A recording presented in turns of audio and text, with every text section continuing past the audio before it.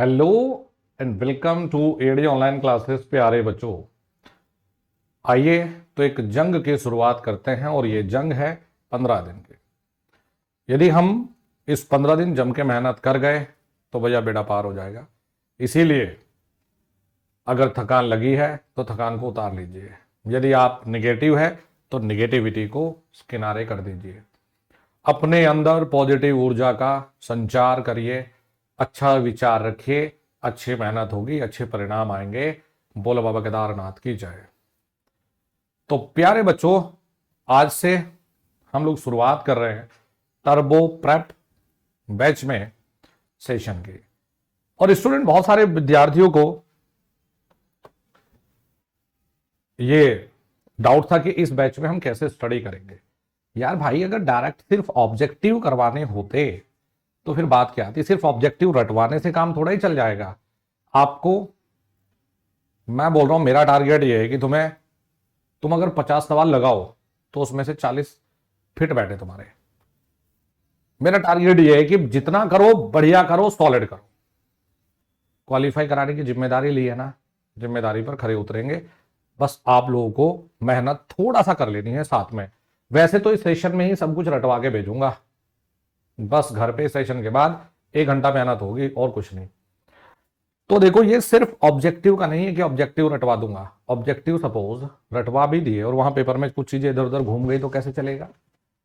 तो इस कोर्स में पहले हम किसी टॉपिक को लेंगे जो कि मैंने ऑलरेडी मॉड्यूल 4 में तोड़ रखे हैं, और उन टॉपिक के इंपॉर्टेंट जो पॉइंट है उन्हें एक एक लाइन में हम कवर करेंगे।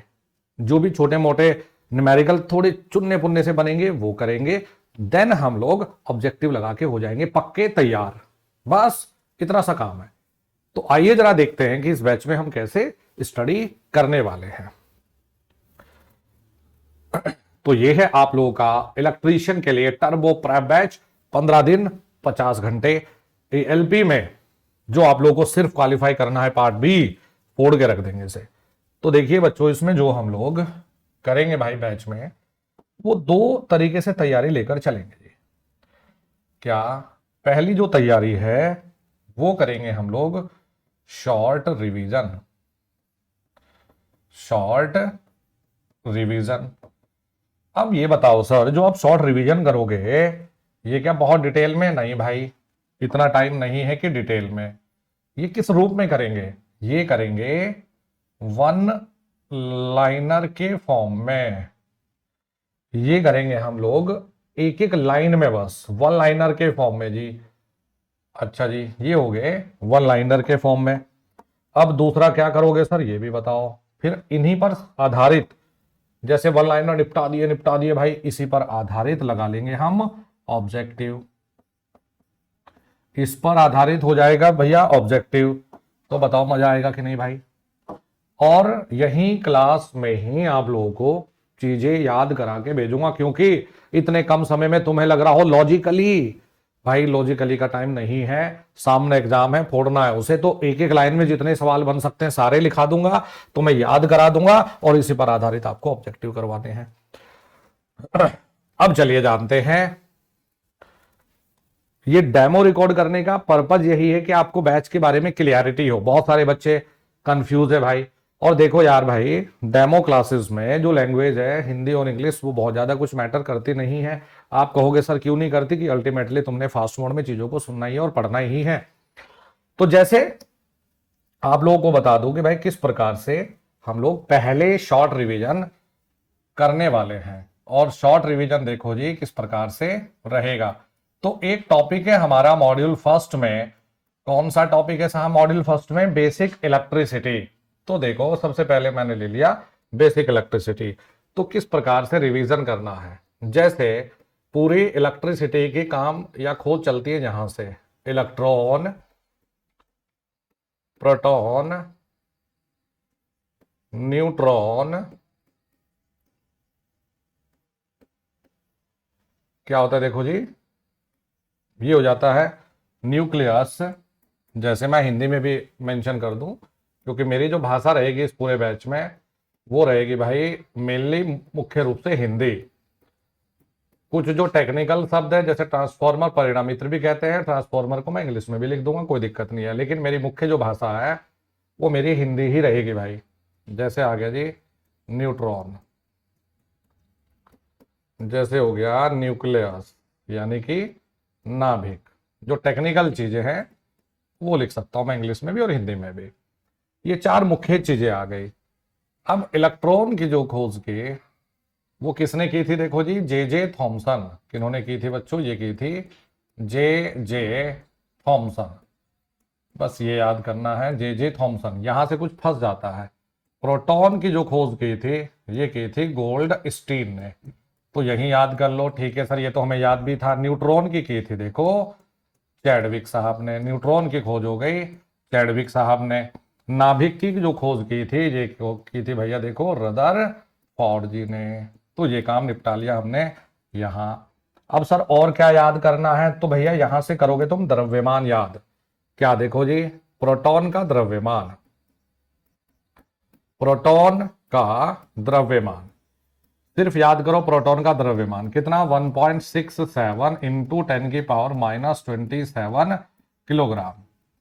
फिर याद कर लो इलेक्ट्रॉन का द्रव्यमान। क्या याद कर लो, इलेक्ट्रॉन का द्रव्यमान यानी कि mass of proton mass of electron, ये हो जाता है 9.11 इंटू 10 की पावर -31 किलोग्राम।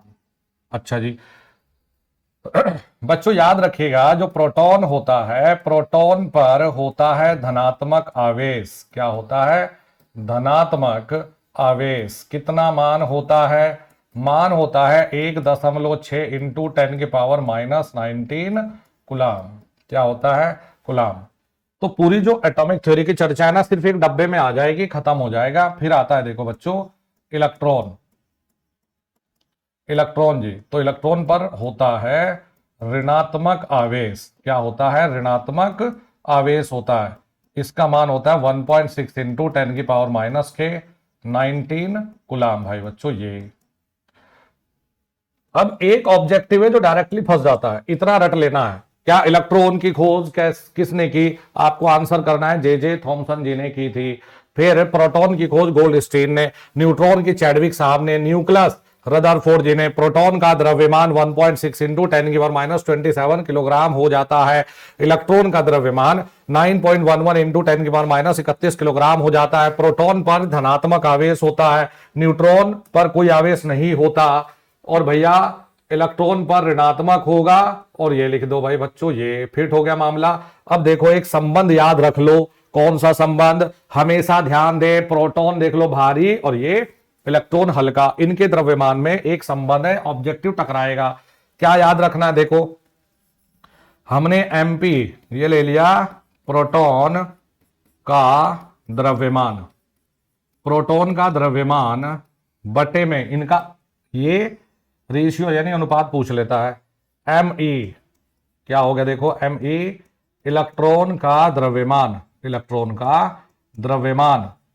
सर रेशियो बता दो, तो हमेशा याद रखेंगे बच्चों, ये होता है प्रोटॉन का द्रव्यमान बटे इलेक्ट्रॉन। हमेशा याद रखना, नीचे इलेक्ट्रॉन है तो ये होता है 1840। वैसे तो 1837, लेकिन पेपर में ज्यादातर 1840 आपको मिलेगा। लेकिन ध्यान देंगे यार, अगर इसे तुम ऊपर कर दोगे, इसे नीचे, तो 1/1840 कर देना।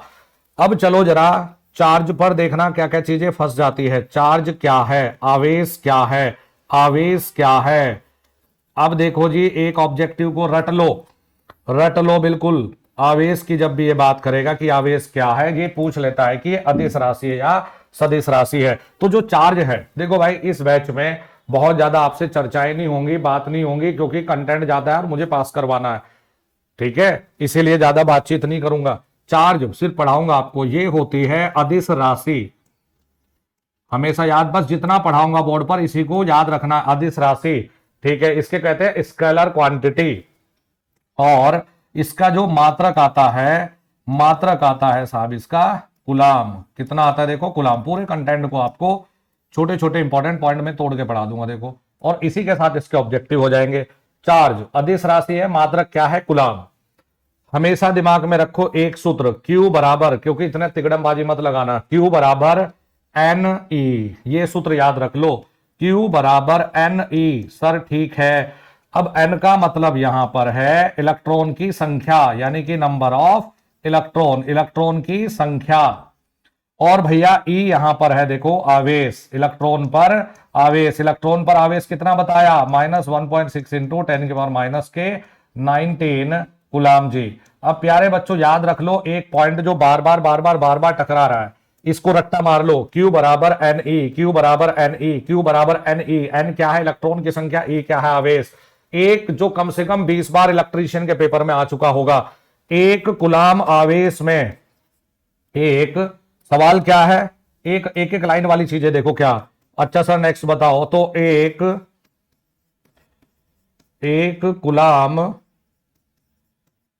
गुलाम आवेश में 6.25 इंटू 10 की घात 18 इलेक्ट्रॉन होते हैं, इलेक्ट्रॉन होते हैं। तो भाई बच्चों क्या दिक्कत आ गई बताओ, ये तो याद रखना पड़ेगा ना नंबर, की पॉइंट क्या हो गया, देखो ये एक गुलाम आवेश में अगर पेपर में 6 दे दिया इंटू 10 की घात 18 तो तब भी ये सही है। तो एक गुलाम आवेश में, रट्टा मारो, एक गुलाम आवेश में बताओ कितने इलेक्ट्रॉन होते हैं। आंसर क्या करना, 6.25 गुणा 10 की घात 18 इलेक्ट्रॉन होते हैं एक गुलाम आवेश में, एक गुलाम आवेश में। अब गुरुजी कुछ और बताओ। देखो बच्चों अब बात करते हैं, सिर्फ ये इतना ही समझना था। अब क्या गुरुजी, चार्ज के बाद में आ जाओ करंट यानी कि धारा, करंट यानी कि भाई धारा, धारा। तो इसमें देखो क्या याद रखना है, वैसे ये चैप्टर होता है एक दिन का, लेकिन भैया इस चैप्टर को पूरे को संपूर्णतः इंपॉर्टेंट चीजें तुम्हें क्रीम निकाल के दे दूंगा मैं 20-25 मिनट के अंदर ही। क्या करंट, गुरुजी धारा। तो देखो भाई ये भी एक अदिश राशि होती है, क्या कहते हैं, स्केलर क्वांटिटी होती है बच्चों, अदिश राशि। बताओ याद हो गया कि उस प्रकार की क्वांटिटी है, अदिश राशि, याद हो गया, टकराएगा तो फोड़ लेना। करंट एक अदिश राशि होती है। मात्रक बताओ, मात्रक क्या होता है, मात्रक होता है एम्पियर, मात्रक होता है एम्पियर। इसकी परिभाषा सिर्फ इतनी सी याद रखो, कंडक्टर में हम लोग क्या लिखते हैं, देखो भाई इसकी परिभाषा लिखवा रहा हूं मैं, चालक में धारा, चालक में आवेश प्रवाह की दर को, चालक में आवेश प्रवाह की दर को धारा कहते हैं। बस, यानी कि किसी कंडक्टर में जब आवेश बहता है भैया, इसको क्या कहोगे, हम कहते हैं जिसे धारा। धारा किस प्रकार की, अदिश राशि, क्या लिखा, एम्पियर। ठीक है, अब सिर्फ क्या याद रखना है तुमने कि सर I बराबर में इतना डीप नहीं जाना, dq बाई dt, सिंपल याद रख लो q बाई टी। क्या सूत्र, q बाई टी, यानी सर आपने तो एम्पियर लिखाई, लेकिन देखो बच्चों ये भी तो एक इकाई बन जाएगी, मात्रा गुलाम बटे सेकंड। अब रट्टा मारो जरा, I बराबर Q बाई टी। और भाई यहां से एक ऑब्जेक्टिव क्या है कि देखो जी जो एम्पियर है वो किसके बराबर है, वो गुलाम पर सेकंड। यहां से भी आरआरबी वाले ये फंसा सकते हैं आपको। तो एम्पियर बराबर में गुलाम पर सेकंड, I बराबर, यहीं से तो तुम लिखते हो Q बराबर आई टी, Q बराबर आई टी, Q बराबर आई टी, Q बराबर आई टी, याद हो गया, Q बराबर आई टी। इस पे न्यूमेरिकल आएगा, तो Q बराबर आई टी यहीं से मिल गया हमें सूत्र भी, कोई दिक्कत नहीं है। ये भी, इसमें से भी कुछ और छोड़ना मत, क्योंकि बहुत चीजों को जो क्रीम है, बहुत चीजों को नहीं पढ़ना, लेकिन इनको नहीं छोड़ना। क्या हो गया, Q बराबर आई टी। अब करंट को सिंपल एक और सूत्र में लिखवा देता हूं, अगर टिक लगाने को आता है तो। I इजिकल टू, एक सूत्र होता है NEAVD, यूनिट क्या हो गई देखो, एम्पियर, यूनिट क्या हो गई, एम्पियर। I बराबर NEAVD। देखो भाई बच्चों, N का पता है, E का पता है, A क्या होता है, चालक का पृष्ठ क्षेत्रफल, चालक का पृष्ठ क्षेत्रफल। और भाई ये जो VD होती है इसे कहते हैं हम ड्रिफ्ट वेलोसिटी।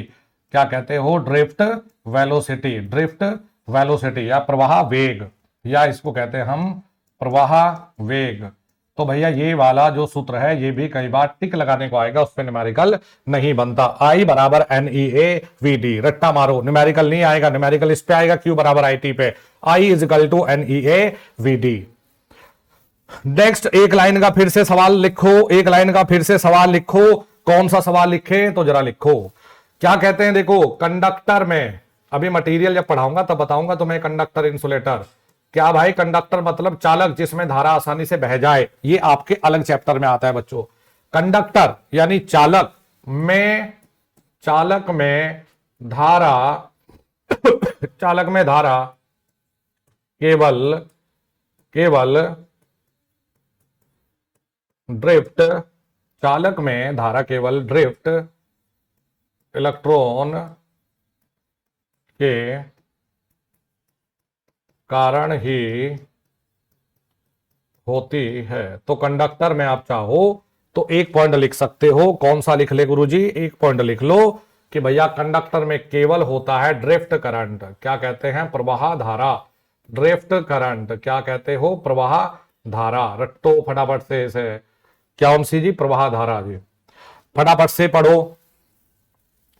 करंट अदिश राशि है, मात्रक एम्पियर है। चालक में आवेश प्रवाह की दर को धारा कहते हैं, या आवेश जब बहता है इसको धारा कहते हैं। Q बराबर IT, रट्टा मार लो। I बराबर NEA/VD, रट लो। एम्पियर बराबर कूलाम पर सेकेंड, रट लो। अब छोटी सी एक चीज सिखा दूं क्या? देखो बच्चों, करंट जब हमने पढ़ा, एक शब्द है धारा घनत्व। क्या कहते हैं बच्चों? Current density. क्या कहते हैं? Current density. तो भाइयों बहनों, जो करंट डेंसिटी होती है भाई, ये बड़ी जबरदस्त चीज है। धारा घनत्व, बच्चों को बहुत ज्यादा कंफ्यूजन होता है। धारा घनत्व, बताओ गुरुजी धारा घनत्व तो सही है, लेकिन ये बताओ ये अदिश है या सदिश है? तो बच्चों ये एक सदिश राशि है। भाई बहुत लोगों से गलत होगा। धारा घनत्व एक सदिश राशि है। धारा घनत्व एक सदिश राशि है, सदिश राशि है। इसे हम J से लिखेंगे। J बराबर में हम लिखते हैं धारा बटे में, हम लिखते हैं धारा बटे में क्षेत्रफल। धारा बटे में क्षेत्रफल, धारा बटे में क्षेत्रफल। क्या लिखोगे? धारा बटे में क्षेत्रफल, यानी कि I बटे A। ठीक है गुरुजी, मात्रक बता दो। तो मात्रक हो जाता है ampere per metre square. Ampere per metre square. बच्चों बहुत सारे लोगों को यह लगता है कि जब धारा स्केलर है तो करंट डेंसिटी भी स्केलर होगी, जबकि ये एक वेक्टर क्वांटिटी आती है। क्या होती है? जबकि एक वेक्टर, वेक्टर का मतलब सदिश राशि होती है। इसी को बस 2 बार पढ़ना है, इसी को 2 बार बोर्ड पर जो भी चीजें उसको पढ़ना है, और फिर इसी पर हमें ऑब्जेक्टिव करने हैं। तो इस बैच में इस तरीके से, जैसे ट्रांसफॉर्मर, जैसे आपके टूल्स, पूरे सिलेबस को मैं एक एक लाइन में लिखवा रहा हूं, और मैं गारंटी दे रहा हूं बेटा 75 में से 70 सवाल इन्हीं पॉइंट के बनते हैं जब आप ALP का पेपर को देने जाओगे। कोर्स को अपने दोस्तों को भी शेयर करो, डाउनलोड कर लो EAD ऑनलाइन क्लासेस एप्लीकेशन को। और भैया ये दिखेगा आपको course electric turbo prep batch RRB ALP CBD 2 के लिए। 15 दिन मेहनत करेंगे, 50-60 घंटे, पूरा syllabus over. Thank you and all the best.